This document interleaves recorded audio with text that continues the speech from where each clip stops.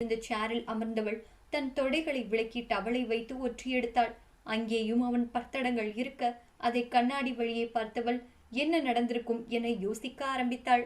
தன் உதட்டை போலவே மென்மையான தன் ரோஸ் பிளவில் அவன் செய்த வேலைகளை நினைக்கையில் அவள் உடல் மயிர்கூச்செறிந்தது.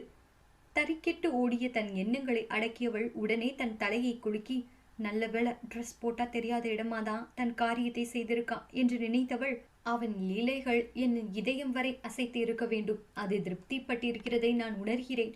அந்த உணர்வு அப்பப்பா என்று தான் தலையை குலுக்கிக் கொண்டாள் வேகமாக. அங்கே இருந்த டவலை தன் உடலை ஒற்றி எடுத்தவள் மீண்டும் கண்ணாடியின் முன் நின்று தன் உடலை பார்க்க அது என்றும் இல்லாமல் இன்று தகதகவென மின்னியது.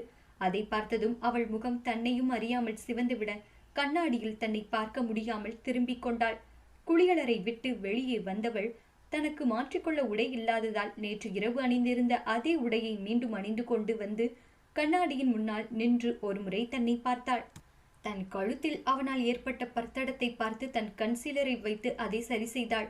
இதை பிறகு பார்த்து கொள்ளலாம் என்று வேகமாக தான் இருந்த அறையை திறந்து கொண்டே வெளியே வந்தவள் லிப்டில் ஏறி கீழ்த்தளத்திற்கு வந்து வெளியே கிளம்பி வர அங்கே ஒரு வாடிக்கையாளர்களை இறக்கிவிட்டு கிளம்ப இருந்த டாக்ஸியை வழிமறித்து ஏறி அமர்ந்து தான் செல்ல வேண்டிய இடத்தை சொல்லி, சீக்கிரமா போங்க, எனக்கு ஆபீஸ்க்கு லேட் ஆகிருச்சு என்று டிரைவரை அவசரப்படுத்தினாள். அடுத்தது என்ன போதையடி நீ எனக்கு.